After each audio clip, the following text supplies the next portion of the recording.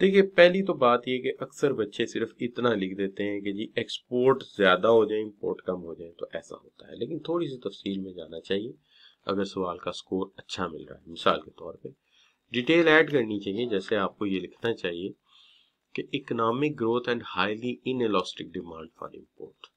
Situation ये है कि जब मुल्क में इकोनॉमिक ग्रोथ हो रही होती है तो हमें highly inelastic demand for import चाहिए होती है या इंपोर्ट चाहिए होती है। मिसाल के तौर पे आप देखिए 2018 से 2015 तक हमारा बैलेंस ऑफ पेमेंट इंतहाई अनफेवरेबल रहा है, हमारी इंपोर्ट बढ़ी है।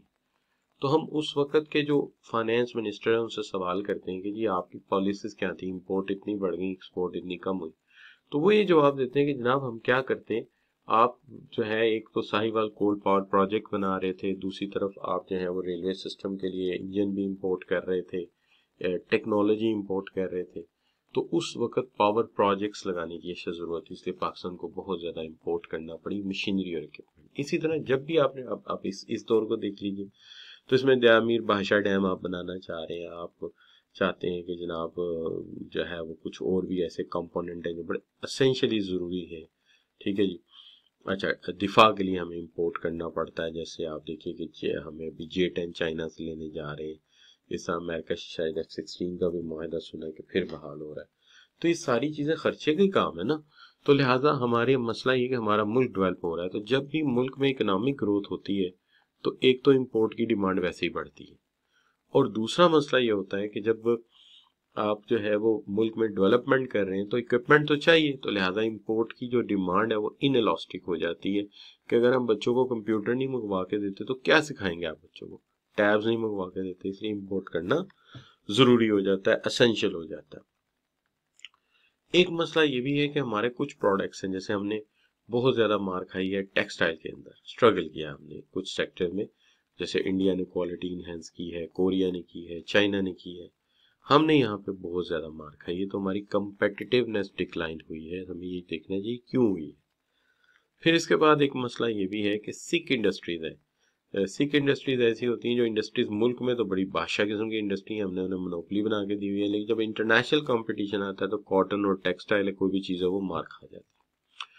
तो ये जरा देखना चाहिए कि हमारी इंडस्ट्रीज भी सिक हैं। अच्छा, ये सवाल पाकिस्तान के हवाले से भी आ सकता है, causes of current account deficit of Pakistan, तो हमने इसे लिखा ही पाकिस्तान के हवाले से ताकि मसला ना हो, और अगर जर्नल लिखा है तो भी हम अपने मुल्क का हवाला दे सकते हैं, एग्जाम्पल दे सकते हैं। उसके बाद फिर बात यह है कि हायर इन्फ्लेशन, जाहिर है एक्सपोर्टर ने भी यहीं से खरीद के बेचने हैं माल बाहर जाके, जब उसे यहाँ से ही महंगा मिलेगा तो बाहर जाके क्या मुकाबला करेगा दूसरी मुल्कों की प्रोडक्ट्स के साथ या मसनूआत के साथ, क्या मुकाबला करेगा, तो मुकाबला हो ही नहीं सकेगा। फिर यह है कि हम पैसा बारो बार से बहुत ज्यादा करते हैं, तो जब आप 100 रुपया बारो करेंगे तो उसके साथ इंटरेस्ट भी पे करना पड़ेगा, जिससे हमारा जो है करंट अकाउंट मजीद डेफिसिट में चला जाता है। क्योंकि हर साल बजट बनते ही सबसे पहले या पैसा आते ही सबसे पहले तो सर्व की डेबिट सर्विसिंग के लिए पैसा चाहिए होता है। फिर हमारे खिलाफ एक चाइल्ड लेबर प्रोपेगेंडा किया जाता है, ना कि इससे कहीं ज्यादा लेबर इस्तेमाल इंडिया में हो रही है, अफ्रीका में हो रही है, ठीक है, नाइजीरिया में हो रही है, बाकी मुल्कों में हो रही है। ठीक है जी। अर्जेंटाइन वगैरह को देख लो, वहां पे भी बड़े इस तरह के केसेस हैं, लेकिन हमारे खिलाफ चाइल्ड लेबर प्रोपेगेंडा बहुत ज्यादा किया जा रहा है। इस वजह से भी हमारी जो है एक्सपोर्ट्स में कमी आ रही है। और फिर हमारी अपनी आबादी का जो ग्रोथ है वो इतना ज्यादा है कि पॉपुलेशन बढ़ती है, और जो चीजें हम मसनूआत पैदा करते हैं वो अपनी ही आबादी इतनी तेजी से खा जाती है कि एक्सपोर्ट करने के लिए बचता नहीं है। तो इसलिए ये भी एक इशू है। तो ये वो वजूहात हैं जिसकी वजह से हमारी एक्सपोर्ट्स जो है वो कम होती है और करंट अकाउंट डेफिसिट आता है। अब जहां तक सवाल है, कोई पूछता है कि अच्छा जी इसको बेहतर कैसे करें, तो एक तो हल ये है कि आप इन्हें रिवर्स करके लिखें, लेकिन एक तरीका कार ये है कि जरा एक्सपर्ट्स की राय ले ली जाए और उनके तरीका कार को अपनाया जाए। तो एक तो आसान हल ये आपके जी एक्सपोर्ट बढ़ा दें, इंपोर्ट कम कर दें, इंपोर्ट सब्स्टिट्यूशन बना लें, lot of other things can be written down अगर आप भूल गए। लेकिन सवाल रहे कि जब आप इस तरह का काम करते हैं तो एग्जामिनर को पता लग जाता है कि अच्छा यहाँ पे मुझे वोचर लगा रहा है, तो लिहाजा कुछ बातें वो मान लेगा कि हाँ यार ठीक है, लेकिन सारी बातें आपकी नहीं मानेगा। लिहाजा बेहतरीन हल ये होता है कि अच्छी कंसल्टेशन की जाए। देखिए, एक चीज तो है जिसको कहते हैं depreciation of exchange rate. Exchange rate की डेप्रिसिएशन से क्या, अगर मैं आपसे पूछूं कि अगर कोई कंट्री डीवैल्यू करता है अपनी करेंसी को, कोई मुल्क अपनी करेंसी को डीवैल्यू करता है, जैसे पाकिस्तान जो है वो $1 जो है वो 100 रुपए का था, और पाकिस्तान ने कहा जी कि $1 100 रुपए का नहीं, अब हम ऐसा करते हैं कि $1 जो है वो 150 रुपए का कर देते हैं। तो 150 रुपीज का जब हुआ तो इसको डीवैल्यू कह देंगे। अच्छा, डीवैल्यूएशन से एक्सपोर्ट्स को क्या होता है? शाबाश, डीवैल्यूएशन से एक्सपोर्ट्स को क्या होता है? जी शाबाश, सस्ती हो जाती हैं, ठीक है, लेकिन होंगी क्या, इंक्रीज होंगी या डिक्रीज होंगी? तमाम बच्चों से मुझे जवाब चाहिए। जी शाबाश, हम डिवैल्यू करते हैं तो एक्सपोर्ट क्या होंगी? इंक्रीज होंगी, ठीक है, तो आप सब बच्चे कहते हैं इंक्रीज होंगी। और इंपोर्ट क्या होंगी? शाबाश, इंपोर्ट्स क्या होंगी? इंपोर्ट्स हैं वो डिक्रीज हो जाएंगी। तो बिल्कुल सही, आपने याद रखना है कि जब भी डिवैल्यूएशन होगी इसके नतीजे में एक्सपोर्ट्स में इजाफा होगा और इंपोर्ट्स में कमी आएगी। ये मैकेनिज्म आपको याद रखना है। मैं नहीं चाहता कि आप पेपर में बैठ के इस मैकेनिज्म की लॉजिक ढूंढ रहे हो। वो वक्त लॉजिक ढूंढने का नहीं, वो वक्त नॉलेज के इजहार का होता है। आल दो कि हम लॉजिक बताएंगे, लेकिन येट डैट मैं आपसे यही कहूंगा कि आपने ये लॉजिक वहां जाके याद नहीं करनी, वहां पे सिंपल आपके ज़हन में सेंटेंस होना चाहिए कि you due to devaluation exports will increase and imports will decrease. तो आपकी एक्सपोर्ट इंक्रीज करेंगी, एक्सपोर्ट्स जो है वो इंक्रीज करेंगी और इंपोर्ट जो है वो डिक्रीज करेंगी। वहां जाके ये याद रखना है, वहां जाके आपने यही याद रखना है कि डिवैल्यूएशन मींस एक्सपोर्ट इंक्रीज होंगी, इंपोर्ट डिक्रीज करेंगी। तो रिपीट करते जाएं। जी शाबाश, डिवैल्यूएशन से एक्सपोर्ट क्या होंगी? शाबाश, डिवैल्यूएशन से एक्सपोर्ट क्या होंगी? शाबाश, ज्यादा होंगी। सब बच्चे बोले ना, ज्यादा होंगी। शाबाश, इंक्रीज होंगी जी। और इंपोर्ट्स क्या होंगी? इंपोर्ट्स क्या होंगी? इंपोर्ट्स जो है वो डिक्रीज हो जाएंगी। ये आपने याद करना है, ये आपने याद करना है। आपके साथ रट्टा लगाना लगा लें, लेकिन इतना अच्छा लगना चाहिए कि ये बात भूलें ना। जैसे आपको पता है ना, a² + b² + 2ab आपने याद किया था, बिल्कुल वैसे इसको याद करना है, ठीक है। और इसकी लॉजिक याद नहीं रखनी, लॉजिक सिर्फ जो है समझने के लिए एक दफा पढ़ लेनी है और पढ़ के फिर उसको भी भूल जाना है। बस यही याद रखना है कि इससे एक्सपोर्ट्स बढ़ती हैं, इंपोर्ट्स कम होती हैं। इसी की बुनियाद पे हम एमसीक्यूज जल्दी से सॉल्व करेंगे। अब सवाल ये पैदा होता है कि ऐसा क्यों होता है। मैं लॉजिक बताने लगा हूं, लेकिन आपने इसको अभी सुन लेना है, समझ लेना है और फिर जहन के किसी हिस्से में छोड़ देना है इसको। बात यह है कि फर्ज कीजिए कि एक बंदा पाकिस्तान से अमेरिका से चीजें लेके आता है, पाकिस्तान से अमेरिका जाता है और वहां से चीजें लेके वापस आता है। असूली से फिर देखा जाए तो ये बंदा इंपोर्ट कर रहा है, क्योंकि ये अमेरिका से शॉपिंग करता है और शॉपिंग करके वापस आ जाता है, ठीक है जी। तो ये असूली तौर पे क्या कर रहा है जी? जो बंदा यहाँ से जाके अमेरिका से चीजें खरीद के वापस लेके आता है, वो क्या कर रहा है? शाबाश, इंपोर्ट कर रहा है, एक्सपोर्ट कर रहा है? शाबाश, वो जो है वो इंपोर्ट कर रहा है। लेकिन दूसरी तरफ एक अमेरिकन है जो हमेशा पाकिस्तान आता है और आके क्या करता है? पाकिस्तान आके क्या करता है? शाबाश, पाकिस्तान आके चीजें यहाँ से ले जाता है और ले जाके अपने मुल्क में जो है वो बेच देता है। तो मैं आपसे पूछता हूँ, जो अमेरिका से आके यहाँ से चीजें ले जाके अमेरिका में चढ़ता है, वो क्या कर रहा है? ठीक है, शाबाश, वो क्या कर रहा है? वो एक्सपोर्ट कर रहा है। एक्चुअली हमारे लिए वो एक्सपोर्टर है। अच्छा, अब सवाल ये है कि जो पाकिस्तानी यहाँ से जा रहा था अमेरिका शॉपिंग करने, वो हमें 100 रुपया देता था और हम उसे $1 देते थे प्रीवियस एक्सचेंज रेट पे। लेकिन अब जब वो जाएगा तो हम उसे $1 कितने का देंगे? जी शाबाश, अब जब वो अमेरिका से माल लेने जाएगा तो कितने का देंगे $1? क्या वो खुश होगा, नाराज होगा, कैसा लगेगा उसको? शाबाश जी, तो नाराज होगा। अब वो शॉपिंग वहां से ज्यादा कर सकेगा कि कम कर सकेगा? सवाल ये भी है कि अब वो शॉपिंग ज्यादा कर सकेगा कि कम कर सकेगा। तो आप ये कहेंगे कम कर सकेगा, क्योंकि पहले 100 रुपए में $1 ले जाता था, डॉलर ज्यादा मिलते थे। अब 150 में मिल रहा है तो जाहिर बात है कम डॉलर मिलेंगे तो शॉपिंग भी कम करेगा। लेकिन जो अमेरिकन पाकिस्तान में आता था तो वो हमें $1 देता था और हम उसे $1 के बदले में हम उसे 100 रुपया दिया करते थे कि जाओ हमारी मार्केट से 100 रुपए की शॉपिंग कर लो। लेकिन अब वो $1 देगा तो हम नई एक्सचेंज रेट के मुताबिक उसे $1 की बजाय 150 रुपया देंगे। तो अब इस 150 रुपए से वो खुश होगा या नाराज होगा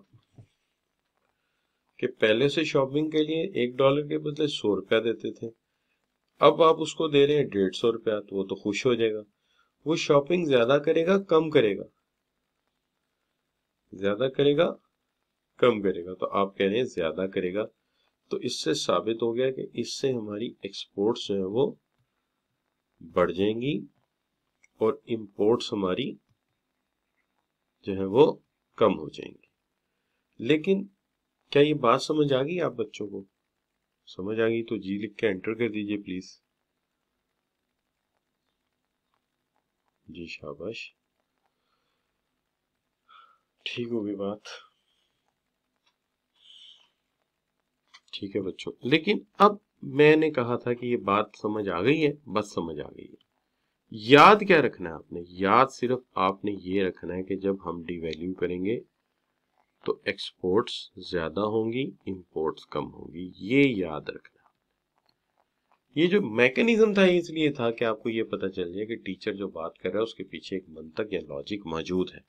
बस लॉजिक पता चल गई है ना, बस काफी है। बस अब रखनी स्टेटमेंट ही याद कि जब भी डिवैल्यूएशन होगी एक्सपोर्ट ज्यादा होगी, इंपोर्ट्स कम हो जाएंगी। डन। अब बात ये है कि एक मैयर तो ये होगी कि डिवैल्यूएशन कर दें, डेप्रिसिएशन कर दें। दूसरी मैयर जो है अच्छा करने के लिए अपने बैलेंस ऑफ पेमेंट को, वो हो सकता है डिफ्लेशन करें इकोनॉमी में। यानी आप कोशिश करें कि आपका डोमेस्टिक प्राइस लेवल नीचे आ जाए। जब डोमेस्टिक प्राइस लेवल नीचे आ जाएगा तो एक्सपोर्टर को यहां से माल सस्ता मिलेगा या महंगा मिलेगा? जी शाबाश बच्चों। वही बंदा जो अमेरिका से शॉपिंग करने आया था, एक तो उसको आपने पैसे ज्यादा दे दिए, दूसरा माल सस्ता मिल रहा है यहां से, तो वो क्या करेगा? एक्सपोर्ट कम करेगा ज्यादा करेगा? शाबाश, ज्यादा करेगा। इसलिए कि एक्सपोर्टर ने भी यहां से खरीद के लेके जाना है, तो आप कोशिश करें कि वो एक्सपोर्ट यहां से ज्यादा करें। ठीक है जी।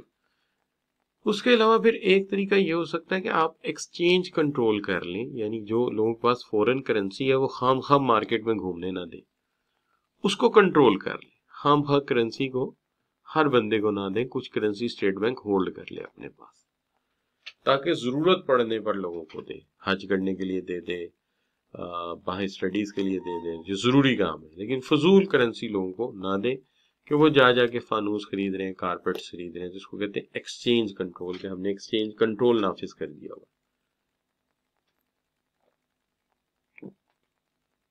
फॉरेन एक्सचेंज मुफ्त में नहीं लोगों को मिले, फॉरेन एक्सचेंज जो है वो किसी तरीके से लोगों को दिया जाए, इसको कहते हैं एक्सचेंज कंट्रोल।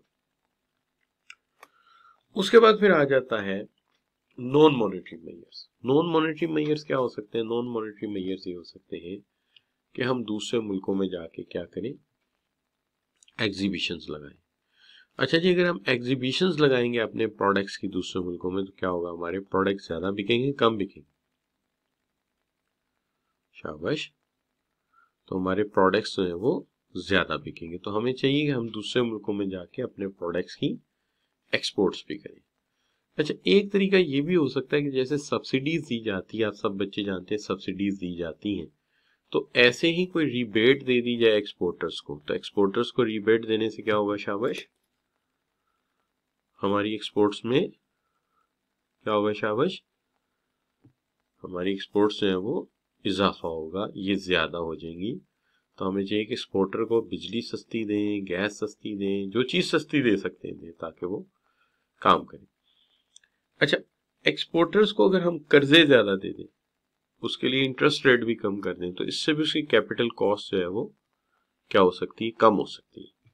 तो इससे भी बड़ा फर्क पड़ता है, इससे भी बहुत ज्यादा फर्क पढ़ सकते हैं। ठीक है जी। तो मैंने दो तरीके बताए। एक तरीके मैंने बताए कौन से, जो है आपके मॉनेटरी मेजर्स, जिसमें एक्सचेंज रेट डेप्रिसिएशन, डिवैल्यूएशन, एक डिफ्लेशन, एक्सचेंज कंट्रोल, और एक मैंने कराया नॉन मॉनेटरी मेजर्स, जिसके अंदर arrangement of exhibition, tax rebates for exporters and subsidise interest rate for exporters. तो सबसे पहले तो ये पता चलेगी, ये दोनों बातें आपको क्लियर है, तो फिर आगे चलेंगे, वरना नहीं चल सकता। जी बच्चों, बेटा मैंने टैरिफ्स की बात की है अभी तक, मोहम्मद शुएब भाई, जो मैंने बात की आप पहले वो सुन लेना, क्या ख्याल? I haven't talk about tariffs. ठीक है, तो जहां तक मैंने बात की वहां तक यस करें, फिर बात करते हैं टैरिफ्स की। अच्छा, अब एक्सट्रीम केस क्या हो सकता है? एक्सट्रीम केस ये हो सकता है कि हम कुछ टैरिफ्स लगा दें। टैरिफ्स कैसे लगते हैं, ये भी एक इंटरेस्टिंग बात है कि अब ये है कि जो चीजें बाहर से आ रही हैं उनके ऊपर कस्टम ड्यूटी लगा दी, टैरिफ्स लगा दी है। तो आप सोचेंगे सर टैरिफ्स काम कैसे करते हैं? टैरिफ्स में अक्सर ये डायग्राम बनी होती है। डायग्राम क्या है, इसको मैं वजाहत करता हूँ आपको भी। तो टैरिफ्स, पहली बात तो ये कि ये पता चले कि जो चीजें बाहर से आ रही हैं उसकी कीमत में कुछ टैक्स ऐड कर दिया जाए, तो उसको हम टैरिफ्स कहते हैं। शाबाश। तो टैरिफ्स क्या है? जो चीजें बाहर से आ रही हैं उनकी कीमत में क्या ऐड कर दिया जाए? शाबाश। जो चीजें बाहर से आ रही हैं उनकी कीमत में क्या ऐड कर दिया जाए? टैक्स ऐड कर दिया जाए। जाहिर है टैक्स ऐड करने से जो बाहर से चीजें आ रही वो महंगी हो जाएंगी, महंगी हो जाएंगी तो लोग लोकल चीजों को ज्यादा खरीदेंगे, ये है इसका फायदा। लेकिन अक्सर औकात हम इसको जो है वो इस तरह एक्सप्रेस करते हैं कि देखिए, मैं आपको अपने बचपन की बात से एक्सप्रेस कर सकता हूँ इस बात को बड़ी आसानी से। मैं बहुत छोटा था तो हमें साइकिल खरीदने का बड़ा शौक होता था कि हमारे पास बाईसाइकिल हो। अब सिचुएशन ये थी कि उस जमाने में, अगर आज के मतलब मैं हिसाब से देखूं तो इस तरफ मैंने क्वांटिटी रखी हुई है, वही डायग्राम है जो हमने चैप्टर नंबर 2 में बनाया था। क्वांटिटी डिमांड है इस तरफ, डिमांड भी सप्लाई भी, इस तरफ जो है हमने रखी हुई है प्राइस। तो ये सिंपल डायग्राम है डिमांड एंड सप्लाई वाला, जो चैप्टर नंबर 2 में पढ़ा था। तो मैं आपको बताता हूँ कि उसका सिचुएशन ये थी कि जो हमारी जो है वो दो तरह की साइकिलें मार्केट में अवेलेबल थी जब हम लेने जाते थे।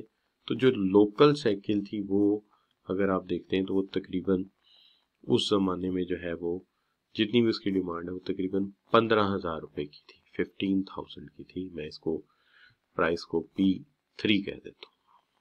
ठीक है जी। तो 15,000 रुपए की थी। लेकिन ये जो साइकिल है इसकी सिचुएशन ये थी, मैं प्राइस इसलिए दूर रख रहा हूँ कि आगे जाहिर है अपने नंबर तो नहीं लिखेंगे ना पेपर में, ये तो मेरी जिंदगी मिसाल है ना। तो लिहाजा 15,000 रुपए की थी, लेकिन साइकिल इस तरह की थी कि वो इतनी टाइट होती थी, सोहराब की ईगल की साइकिल होती थी, कि जहां हम पैडल मारना रोकते थे वो वहीं जम जाती थी, रुक जाती थी।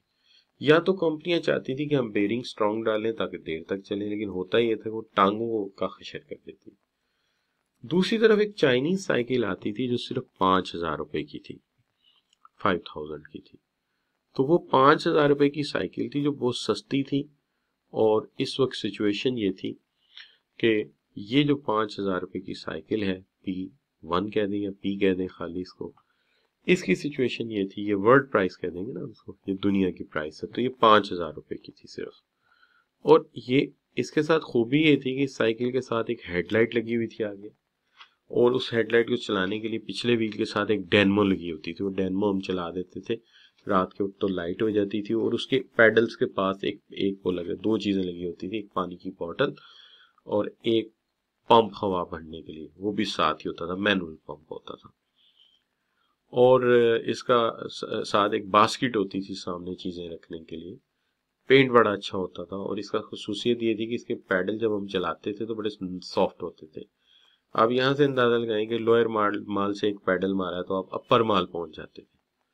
अपर माल से एक पैडल मारा तो पूरी नहर क्रॉस करके जेल रोड पहुंच गए। जेल रोड से एक पैडल मारा तो गुलबर्ग आ गए। गुलबर्ग से एक पैडल मारा तो गार्डन टाउन पहुंच गए। तो इतनी ये सॉफ्ट साइकिल होती थी, और साथ लाइट भी और ये भी सारा कुछ इसमें मिलता था। तो सिचुएशन ये थी कि जब ये साइकिल आई तो हालात ये हो गए जनाब के लोकल सप्लायर की कॉस्ट ही पूरी नहीं होती थी 5,000 में, तो लोकल सप्लाई सिर्फ इतनी रह गई। लोकल सप्लाई सिर्फ इतनी रह गई, यानी जहां तक हमारा सप्लाई का हुआ है ना, ये लोकल सप्लाई कहलाते, Q1 तक लोकल सप्लाई थी। और बाकी की सारी जो है वो सप्लाई जो है Q1 से लेके Q5 तक जो सप्लाई थी, ये सारी की सारी जो थी ये इंपोर्ट हो रही थी, ये सारी की सारी इंपोर्ट हो रही थी। सिचुएशन ये कि लोकल साइकिल फौरन बिकना बंद हो गई और थोड़ी सी बिकती थी किसी एक आध कंपनी की, और बाकी सारी इंपोर्टेड साइकिल बिक रही थी। अब ऐसे हालात में रियासत को परेशानी हुई कि इतने लोग बेरोजगार हो जाएंगे, साइकिल इंडस्ट्री तो तबाह हो जाएगी। इन्होंने फौरी तौर पे इसकी कीमत में 7,000 रुपए का जो है वो टैरिफ ऐड कर दिया, 7,000 रुपए का टैरिफ ऐड कर दिया, बहुत ज्यादा टैरिफ लगा दिया इन्होंने। तो इवन चाइनीज भी रो पड़े, यार इतना टैरिफ, तो इन्होंने वर्ल्ड प्राइस के अंदर टैरिफ ऐड कर दिया, यानी 5,000 जमा 7,000, तकरीबन 12,000 रुपए की कर दी इंपोर्टेड साइकिल। इस तरह लोकल साइकिल वालों की भी कॉस्ट पूरी होगी, 5,000 में तो उनकी कॉस्ट पूरी नहीं होती थी, लेकिन 12,000 में तो हो रही थी, लिहाजा इनकी कॉस्ट पूरी होनी शुरू हो गई। तो लोकल सप्लाई थोड़ी सी बढ़ गई, यानी Q1 पे थी तो Q2 पे चली गई, तो लोकल सप्लाई जो है वो थोड़ी इनहांस कर गई, तो लोकल प्रोडक्शन में भी थोड़ा इजाफा हुआ। और दूसरी तरफ फायदा ये हुआ कि जो इंपोर्ट्स थी, जो Q1 से लेके अपना Q5 तक थी, वो थोड़ी कम होके आ गई, Q2 से Q3 तक आ गई, कुछ हद तक कम हो गई। तो इंपोर्ट्स का लेवल जो है वो फिर थोड़ा कम हो गया। तो ये फायदा होता है कि जब आप टैरिफ लगाते हैं तो टैरिफ लगाने से लोकल प्रोडक्शन या लोकल सेल बढ़ती है, जिससे लोकल रोजगार लोगों का बढ़ता है, तो लोकल प्रोडक्ट ज्यादा बिकता है, एक तो बात। दूसरी बात यह कि इंपोर्टेड प्रोडक्ट या इंपोर्टेड प्रोडक्शन जो है वो थोड़ी आपके मुल्क में कम बिकती है, इससे आपको फायदा हो जाता है। तो ये है मेरी लाइफ की स्टोरी जो मैंने आज आपको साइकिल के हवाले से सुनाई। तो आप ये सोचोगे कि यार उस जमाने में भी सर को इकोनॉमिक्स की इतनी समझ थी। हाँ, मैं बहुत छोटा था जब से मैंने इकोनॉमिक्स पढ़नी शुरू की है। अच्छा, एनीवे, तो ये बात आपको समझ आई है, डायग्राम आपको समझ आई कि होता क्या है। क्या ख्याल है बच्चों? जी शाबाश। तो जी लिख के एंटर कर दीजिए प्लीज। तो यहां से आप अंदाजा कर सकते हैं कि ये क्या है। तो सर ये आपने पूछे नहीं कि सर आप जेल रोड से क्यों आ रहे थे उधर से। असल में पहले मैं रावी रोड रहता था, अब मैं इधर वलेंशिया वाली साइड पे डिफेंस रोड के करीब रहता हूँ, पहले उधर मेरी रिहाइश थी। तो अच्छा, वो एक बात ये है कि जब जितने मर्जी आप बड़े हो जाए, जितनी मर्जी आपकी एज हो जाए, ये बात याद रखते हैं, कोटा फिक्स कर देते हैं। यानी हम कोटा फिक्स कर देते हैं, जैसे हम फिक्स कर दें कि जी 10,000 से ज्यादा साइकिल आप इंपोर्ट नहीं कर सकते, बाकी सारी लोकल यूज। तो इंपोर्ट फिक्स कर देना। तो अगर आप इंपोर्ट फिक्स कर देते हैं इन क्वांटिटी, तो इसका मतलब आपने कोटा फिक्स कर दिया। इसके लिए डायग्राम जरूरी नहीं है, डायग्राम बुक में वही है तो वही आप करेंगे। तो आप कोटा फिक्स कर देते हैं, this is one of the way.